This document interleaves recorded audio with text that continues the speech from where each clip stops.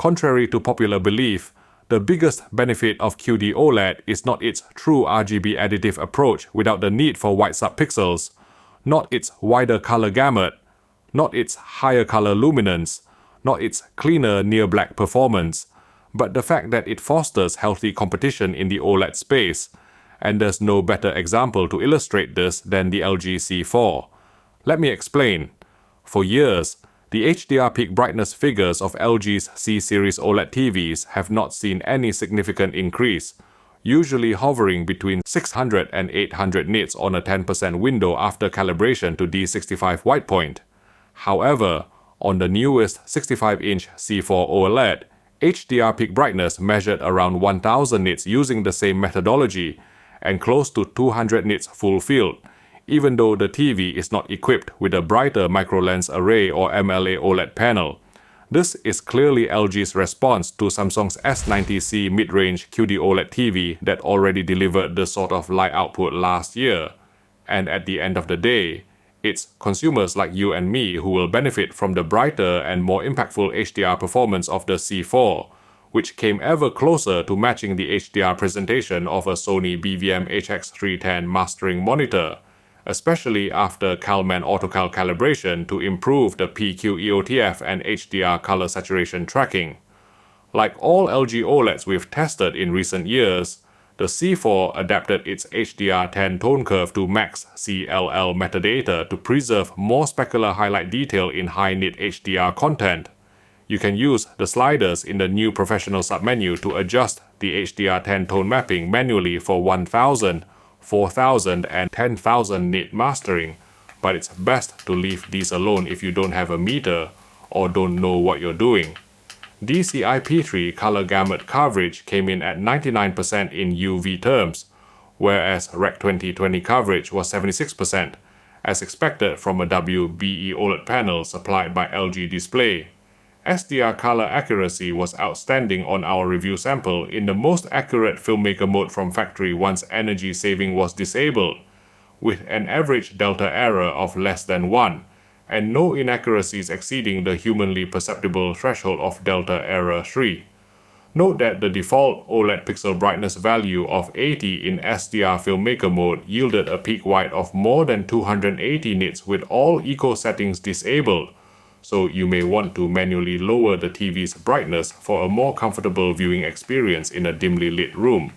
Talking of watching in a dark room, the LG C4 suppressed near-black chrominance overshoot effectively, exhibiting less flashing or glowing artifacts, particularly along skin contours, than the Sony BRAVIA 8, a rival 2024W OLED television. With Real Cinema enabled, the LG C4 correctly performed 5:5 pull-down to present 24 frames per second movies accurately without telecinic judder. Because of OLED's near-instantaneous pixel response time and the C4's higher peak brightness, the 24p stutter and stroboscopic effect inherent in films may become more noticeable to certain viewers. Fortunately, LG offers a cinematic movement setting which remains the most effective motion-compensated frame interpolation among different TV brands to mitigate these issues without incurring significant interpolation artifacts or soap opera effect. For 50 Hz broadcast material we get in PAL regions such as the UK, engaging true motion using less aggressive values on the C4 did not introduce obvious microstutter artifacts across a wide variety of programs we watched during our review period. Powered by an updated O22N2 chipset, the LG C4's video processing was on the whole excellent. The TV's upscaling algorithm retrieved sharp detail from this SMPTE RP133 test card in 576i without significant ringing or overshoot artifacts, translating to impressive upconversion of sub-4K material, such as this grubby standard definition program on ITV SD, or this 1080i high-definition broadcast from BBC HD. Video mode as well as film mode deinterlacing for both 3.2 and 2.2 cadences were all top-notch without any notable errors to report.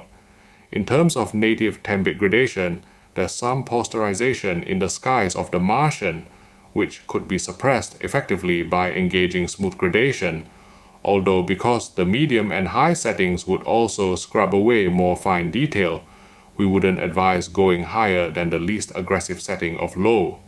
Bright uniformity on our 65-inch LG C4 review unit was very good, manifesting no sign of dirty screen effect or banding, and only some mild pink tinting along the sides owing to the WBE OLED panel. Dark uniformity was also fairly clean on our review sample. Certainly any thin vertical streaks were less visible than on a 55-inch Sony BRAVIA 8 we had in our test room at the same time. With Game Optimizer mode engaged, input lag measured 13 milliseconds at 60 fps, which could be lowered to just over 9 milliseconds with boost mode enabled. At 120 fps, input lag would drop even further to under 5 milliseconds, similar to LG OLEDs over the past few years, ranking among the fastest we've recorded on a consumer TV. LG OLED TVs have been the first on the market to support 4K 120Hz Dolby Vision gaming, and the C4 doesn't deviate from this tradition.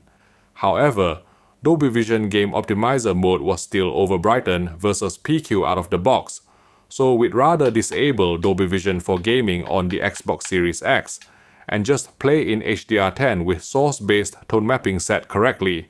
Talking of which, HDRG support was well implemented on the C4. Hard clipping at 1000 nits for both maximum tone map luminance and maximum full-frame tone map luminance to avoid subjecting compatible HDR games to unnecessary double tone mapping. New for 2024, there's support for 144Hz refresh rate, although this needs to be engaged in the user menu by activating the 144Hz booster setting. The LG C4 supports all three mainstream VRR formats of HDMI Forum VRR, AMD FreeSync, and NVIDIA G-Sync to deliver buttery-smooth gameplay without frame drops or tearing artifacts. Like every consumer TV with VRR support we've tested, VRR flicker remained unavoidable in a handful of VRR games, especially during more sedate scenes and on static menus. The LG C4 would auto-detect a PC connection through one of its 4 full-bandwidth HDMI 2.1 ports, allowing the TV to reproduce full 444 chroma without hassle. In Game Optimizer or PC mode, many picture settings including smooth gradation would be grayed out or non-functional, so the C4 would have to fall back on its native 10-bit gradation, which was decent, but not quite as smooth as that seen on QD-OLEDs, especially near black.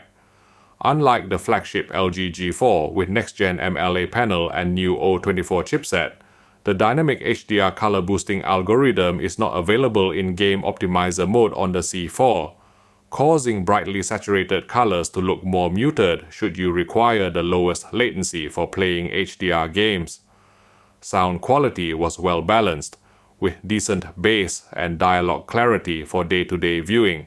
To sum up, the 65-inch C4 delivers the biggest brightness upgrade we've seen so far on an LG C series OLED from one model year to the next, contributing to a noticeably more impactful HDR presentation. Combined with outstanding color accuracy, superb video processing, impressive gaming credentials with low input lag, 4 HDMI 2.1 ports, multi-format VRR support, and accurate HDRG implementation that respects the creator's intent, the LG C4 is one of the best mid-range OLED TVs you can buy in 2024, and so it receives our highly recommended award. Of course, no TV is perfect, and potential areas of improvement on the C4 include HDR color luminance in Game Optimizer mode, as well as native 10-bit gradation.